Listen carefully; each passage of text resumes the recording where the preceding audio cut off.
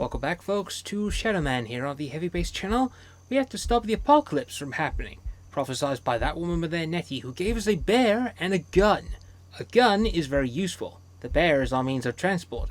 And since we can't do anything about things in Deadside, well, we have to go to the Marrow Gates. With a very good cutscene. And since Deadside holds nothing... I am the Lord of Deadside, Shadowborn at the confluence of worlds to walk between.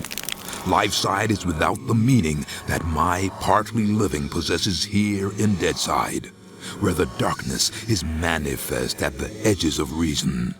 As a god, I step forth upon the writhing, suppurating surface of the Deadside serpent. What sleep is here? What dreams there are in the unctuous coilings of the snake's mortal shuffling. Weapon in my hand, the arcing death blow at the end of all things.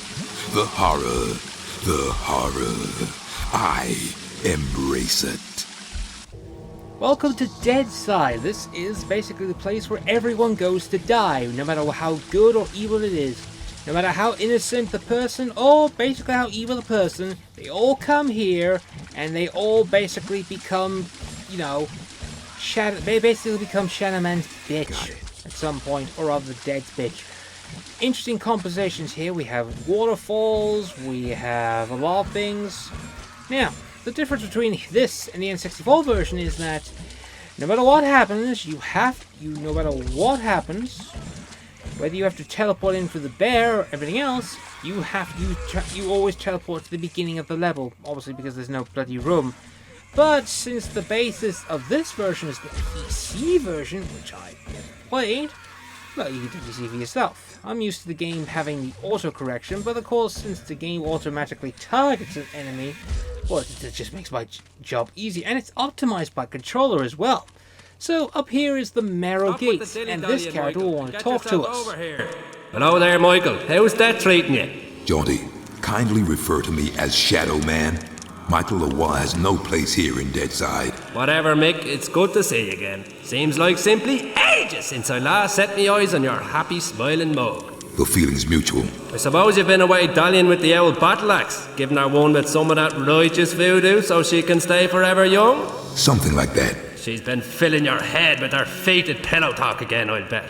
Doomsday in an army giddy until you're drunk with the stuff. She did happen to mention a certain prophetic dream she's been having. Did she now? Well, for once I think the owl witch might be right. See that bloody big black tower yonder? How could I miss it? Well, old Bruegel, the medieval painter blokey, was just telling me the other day that he thought it looked remarkably like a picture he once did. Is that Peter Bruegel? No, Seamus, his distant Irish cousin. Anyways, he was quite shocked, so he was, at the terrible mess that bloody thing's making. Appearing out of nowhere and tearing its way through the place like there's no tomorrow.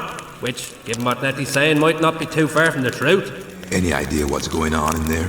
Nope, and I shan't be knocking on the front door to find out neither.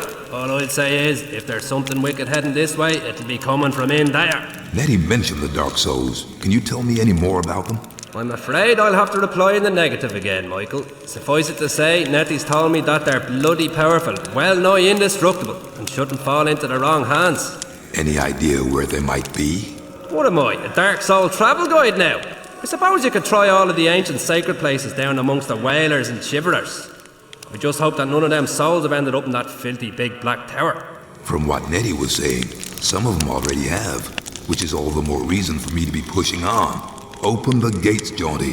Places to go, people to see, eh, Michael? Just open the gates, Jaunty. Did I ever tell you about the time me and Attila the Hun were playing skittles with the guillotine heads of the French aristocracy? Jaunty. All right, keep your bloody hair on.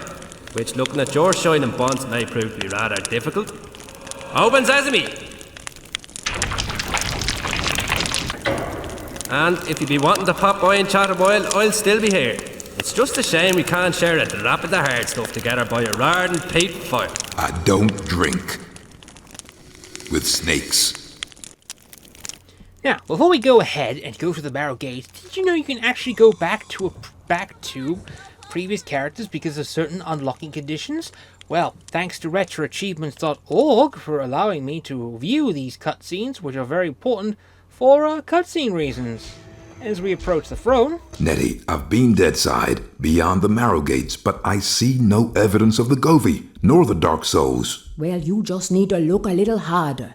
The Dark Souls ain't just gonna be lying around the place, they're sacred, which means they're gonna be hidden. Okay, but where? How the hell do I know? You're the Shadowman. You know the sacred pathways through Deadside. Get yourself back there and use your eyes. Then he essentially tells you to get back on the path of Shadow, or find the path of Shadow. So we can basically go back to the Marrow Gates, where you can actually talk to Jaunty again. And also, the biggest benefit of the remaster version, you don't have to crawl back up through the mountains of zombies again, just to go through this bit. Michael, back so soon? Getting a bit too spooky for you, huh? Scaring the bejesus out of you, huh? Jaunty, much as it pains me to admit it, I need your advice. Is that right? Well, fire away. Not literally, mind you. Nettie sent me to look for these Govi that supposedly contain the Dark Souls. Well, I've not even come close to one. Ah, poor you. Let me put it this way. If you were trying to keep a source of immortal cosmic power from falling into the hands of the ultimate in evil, would you leave that source of immortal cosmic power just lying around the place for the world and his wife to stumble across? I guess not. Well then, you're going to have to look a little harder, aren't you? I guess so. And Michael? Yes. I wouldn't worry your pretty little bald head about it too much. I mean, it's only the end of the world. Jaunty is correct on this one. We have to go through the Marrow Gates. Once we go through the Marrow Gates, we are essentially starting off the adventure itself. But of course, there's going to be a few bits of exposition when we always reach a new area, because of course Shadowman rules the area undivided, since of course he's the voodoo warrior. He's basically nothing can kill him. Well, there you go. Well, some things can kill him in the future, but since he's nigh immortal. This is the Deadside, the wasteland, the nothing beyond the bone-packed gates. Here Luke, my dear lost brother, wanders alone amidst the aimless ranks of those who cannot die. He still, with the ache for death I too may discover within my blighted heart. Here, the true darkness at the heart of all things is made real. What we see in death's dominion is as void as a dead man's gaze, as cold as the light from a dying star. So, now that with that introduction out of the way, we can finally get the game to begin. So, one golden rule about zombies in this one, all these regulative things, no matter what these people, the reason why I'm shooting them, don't let your guard down, because once they do, they'll steal your life force, essentially. Whilst yes, Shadowman is immortal and cannot die, he still can technically die, with quotation marks. You go back to the beginning of the area. It's a bit annoying, but what you expect.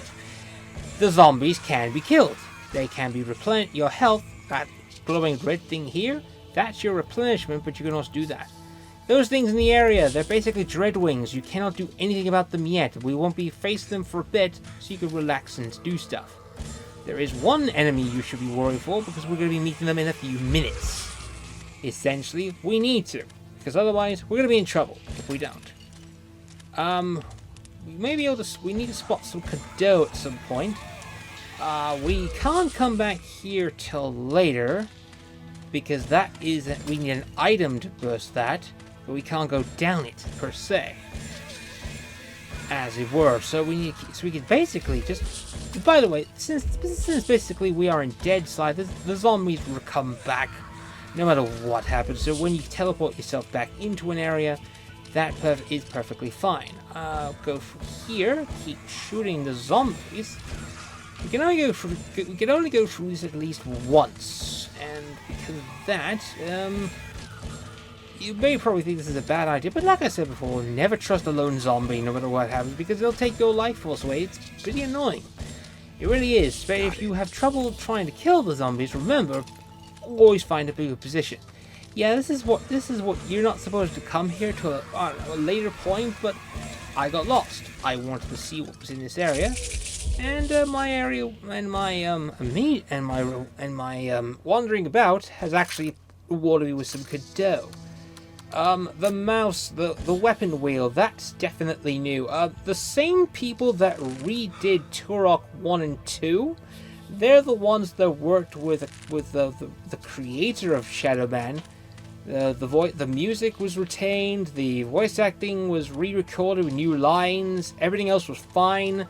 So basically, it's just basically the classic Shadowman game, just with just with modern controls, and it feels great. It really does. So here is the enemy that we could need to take on at some point. This is a duppy. These take about a few hits. They're very vulnerable. You can't really do much against them. If you can't stop them, you can basically die to them, and that's not good. They can also jump down from out of nowhere, which is not pretty cool. They can also gang up on you like so. If two of them gang up on you, that's pretty much in trouble, and you need to do that. And one always comes behind you. You can basically come down this tunnel here. This is basically where you're supposed to go naturally, but my wandering about spotted those Cadeaux. And I got rewarded for it. You're supposed to jump through that gap here instead of going right like so, and instead of going down that gap to the left. So if we just go down here, for instance, you get some enemies, regular zombie folk, and there's a bloodfall. We can't do anything about the bloodfall. There's always an item that is needed to connect, as it were. So there are items that are needed to get to certain areas. Bloodfalls, we can't do anything about those. Fire, we can't touch because we are literally vulnerable to fire at the moment. There's certain environments we can't touch. There are certain areas we can't swim through. Basically, we bear with essentials, and what we're supposed to do is we're trying to find the Path of Shadows. Once we get to the Path of Shadows, we can essentially get to the meat and potatoes of the game, which is basically, if you follow the map, there's a map that was included in the original game. So, I'm just going to explain the N64 version real quickly. This was one of the first games that actually had that essentially had the, what was the one of the essential games? This had an expansion pass. If you didn't know what the expansion pass was, it was one of those things that needed for Donkey Kong 64 to run, but momentarily this was literally made for this game. Because in the N64 version, there was low-res version, and then there was high-res version, and the high-res version ran perfectly well with the expansion pass, and it actually felt it, because I remember like, oh god, there's a lot. You see, that lake has a lot of that one. One of the tactics you need to basically beat duppies is to run around them in a circle, mostly with a lock-on gun. It is a tad bit difficult when you're playing the N64 version and you don't have much room. There are a lot of difficult bits. And there are quite a few bits. But also, Cadeaux are everywhere. I'm saying this again. I've said it in the first part. By the way, thanks for those that watched the first video. Thank you for that. I wasn't expecting it to get so much far. I only left it alone for a week. A couple of weeks. And it got a lot of attention. So I gotta say thanks to those who did watch it. I was very surprised by that.